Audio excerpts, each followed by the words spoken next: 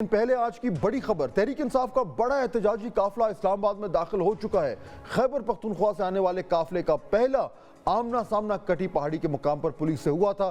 کئی گھنٹے کے تصادم کے بعد تحریک انصاف کے کارکنان نے اپنا راستہ صاف کر لیا۔ دوسری طرف پی ٹی آئی اور حکومت کے درمیان منسٹرز انکلیو میں مذاکرات جو ہیں وہ جاری تھے۔ ان مذاکرات کا محور ممکنہ طور پر دھرنا پوائنٹ کو فائنل کرنا تھا۔ ممکنہ طور پر پشاور موڑ کو دھرنا پوائنٹ ڈکلیئر کرنے کی بات بھی ہوئی۔ اس کے بدلے میں پی ٹی آئی انشور کرے گی کہ ریڈ زون کی جانب اس کی پیش قدمی نہ ہو۔ ان تمام معاملات پہ گفتگو ہوئی ہے لیکن ابھی تک اس پہ کوئی پیش رفت نظر نہیں آ رہی۔ حکومت بھی مظاہرین کی راہ میں رکاوٹیں کھڑی نہیں کرے گی، یہ انہوں نے آفر دی ہے، لیکن بات چیت کا سلسلہ جو ہے وہ ابھی چل رہا ہے۔ اس میں حکومت کی جانب سے جو ہے وہ مختلف سینئر وزراء جس میں رانا ثناء اللہ اور محسن نقوی شامل ہیں وہ بھی موجود تھے، جبکہ پاکستان تحریک انصاف کی طرف سے اسد کیسر، شبلی فراز اور بیرسٹر گور کے حوالے سے بتایا جا رہا ہے کہ انہوں نے اس بات چیت میں حصہ لیا۔ ناظرین، تحریک انصاف پہلے بھی خیبر پختونخوا سے بڑا قافلہ لے کر اسلام آباد احتجاج کرتی رہی ہے، لیکن اس بار خاص بات یہ ہے کہ اس قافلے کی قیادت جو بتایا جا رہا ہے وہ یہ ہے کہ وزیر اعلیٰ خیبر پختونخوا نہیں کر رہے، بلکہ بانی چیئرمین کی اہلیہ بشرا بی بی کر رہی۔ ظاہر بات ہے یہ کوئی فارمل قیادت نہیں ہے، لیکن جو آپٹکس نظر آ رہے ہیں اس سے لگتا یہ ہے کہ ان کا اس وقت جو ہے وہ اس حوالے سے لیڈنگ رول ہے۔ وزیر اطلاعات پنجاب عظمہ بخاری نے بشرا بی بی پر الزامات کی بوچھاڑ کرتے ہوئے آج پریس کانفرنس میں کہا کہ اچھا ہوا وہ کھل کر جو ہے وہ سامنے آ گئی ہیں، اب وہ گھریلو خاتون ہونے کے بیانیے کی آڑ جو ہے ان کی ختم ہو چکی ہے، اب مسلم لیگ نون بھی کھل کر انہیں جواب دے گی۔ یہ جو انقلاب لانے نکلے ہیں جن بے شرموں کو شرم نہیں آ رہی کہ ان کے اپنے صوبے کے اندر لوگ مر رہے ہیں، تم دوسرے صوبوں کے اندر آ کے لوگوں کو مار رہے ہو اور کہہ رہے ہو ہمارا سیاسی حق ہے۔ پھر وہ جلاد صاحبہ نکلی ہوئی ہیں، وہ ایک علیحدہ سلطانہ ڈاکو بنی ہوئی ہیں، وہ آج جو ہے وہ آج ان کے بال بھی دکھ رہے ہیں، آج ان کے بازو بھی نظر آ رہے ہیں، اور آج وہ کھڑی ہو کے جب ملک میں یہ ہو رہا ہے باجی ملک میں وہ ہو رہا ہے، وہ آگ اس ملک میں آپ۔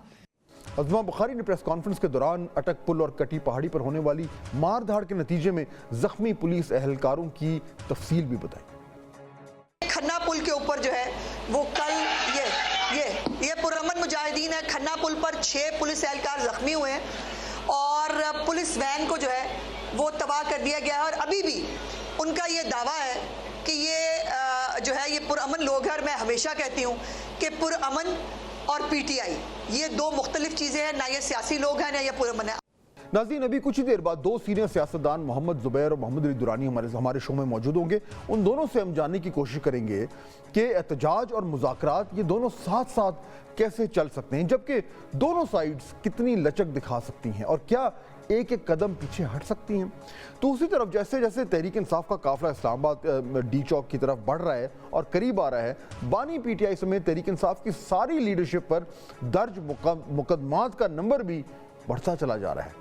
فیصل آباد میں انسداد دہشت گردی ایکٹ اور دیگر دفعات کے تحت درج مقدمے میں عمران خان سمیت کم از کم 45 افراد کے خلاف مقدمات درج کیے گئے ہیں۔ عمران خان، ان کی اہلیہ بشرا بی بی، بہن علیمہ خان اور وزیر اعلیٰ خیبر پختونخوا علی امین گنڈاپور کے خلاف ٹیکسلا میں مقدمہ بھی درج کر دیا گیا ہے۔ عمران خان اور 100 سے زائد نامعلوم افراد کے خلاف گجرانوالہ میں بھی دہشت گردی کی دفعات کے تحت مقدمہ درج ہو چکا ہے۔ حکومت بھی سیدھی ہو گئی ہے۔ تحریک انصاف کے رہنماؤں کی بڑی تعداد میں گرفتاریوں کا بھی خدشہ ہے۔ آج اسپیکر پنجاب اسمبلی ملک احمد خان نے بھی تحریک انصاف کے پنجاب کے ممبران صوبائی اسمبلی کی گرفتاری کے لیے گو ایڈ دے دیا تھا۔ میں نے رول میں امینڈ کیا ہے پروونشل اسمبلی پنجاب کے، آئی ٹیک دیٹ اونرشپ۔ میں نے لکھا ہے before arresting any M P A you need to seek the permission before, جو اسپیکر سے لینی ہوگی، اس کی منشا یہ ہے، لیکن جہاں افراتفری ہوگی اب بلینکٹ پرمیشن فار دیٹ۔ پہلا آرڈر وہ ہے peace and tranquillity of the community of the country disrupt کرے گا، اس کے باقی سارے حقوق معطل ہوں گے، چاہے وہ اسمبلی کا رکن ہی کیوں نہ۔ تحریک انصاف کا ایجنڈا نمبر 1 بانی چیئرمین کی رہائی ہے۔ اس کے لیے پچھلے 2 ماہ سے بار بار احتجاجی کالز دے رہے ہیں۔ 28 ستمبر کو بانی پی ٹی آئی نے لیاقت باغ کی کال دی تو علی امین گنڈاپور برہان انٹرچینج سے ہی واپس روانہ ہو گئے۔ 4 اکتوبر کو پھر بانی پی ٹی آئی نے احتجاج کی کال دی، لیکن علی امین گنڈاپور کا کارکنان کو اکیلا چھوڑ کر کے پی ہاؤس چلے گئے تھے۔ اب یہ تیسری اور فائنل کال کے نام پر ڈی چوک آ رہے ہیں۔ کیا یہ واقعی میں فائنل کال ہوگی یا پھر آنے والے دنوں میں تحریک انصاف اسے سیمی فائنل کال کا نام دے گی؟ नाज़रीन, हर गुजरते दिन के साथ एक चीज़ तो क्लियर होती जा रही है, हमें किसी न किसी तरह अपने आप को इस सियासी दलदल से निकालना होगा। हाँ, मईशत में इस्तेहकाम नज़र आ रहा है और सफारतकारी के समरात भी नज़र आ रहे हैं, मगर सियासी इस्तेहकाम दूर दूर तक नज़र नहीं आ रहा। और बात सच है कि अगर मुल्क में ऐसी हिजानी कैफियत रही तो फिर हमें रोड टू रिकवरी पर गाड़ी आहिस्ता आहिस्ता ही चलानी पड़ेगी। चुनांचे हमें मौजूदा सियासी बहरान का कोई ना कोई हल तलाश करना होगा। इस वक्त दोनों फरीकैन ने बिल्कुल मुतज़ाद पोजीशन जो हैं वो अपनाई हुई हैं। दरमियान का रास्ता धुंधला धुंधला भी नजर नहीं आ रहा, मगर यह भी बात शायद सबको मालूम है कि हल अगर निकलना है और बीच का रास्ता अगर तलाश करना है तो इसमें दोनों फरीकों को कुछ कदम पीछे लेने होंगे। इस तपते हुए माहौल में ये नामुमकिन सी बात लगती है, मगर इसके अलावा कोई चारा भी तो नहीं। और मामला किसी एक एहतजाज या एक धरने का नहीं, मामला उन बड़े तजादात को हल करने का है जिन्होंने हमारी सियासत को जकड़ कर रखा हुआ है। हुकूमत और मुक्तदरा को ये एक्सेप्ट करना होगा कि तहरीक इंसाफ एक हकीकत है, उसके बगैर हमारे निज़ाम में इस्तेहकाम लाना मुश्किल होगा।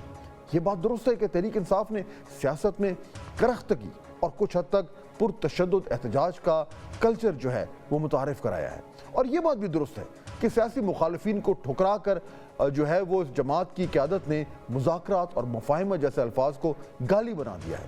मगर फिर भी तहरीक इंसाफ ने के मुखालिफिन को इस बात का खुले दिल से एतराफ़ करना होगा कि वो इस वक्त मुल्क की सबसे मकबूल जमात है, और मुल्क की सबसे मकबूल जमात को निज़ाम का हिस्सादार बनाए बगैर इस्तेहकाम की उम्मीद करना अपने और दूसरों का वक्त ज़ाया करने के मुतरादिफ है।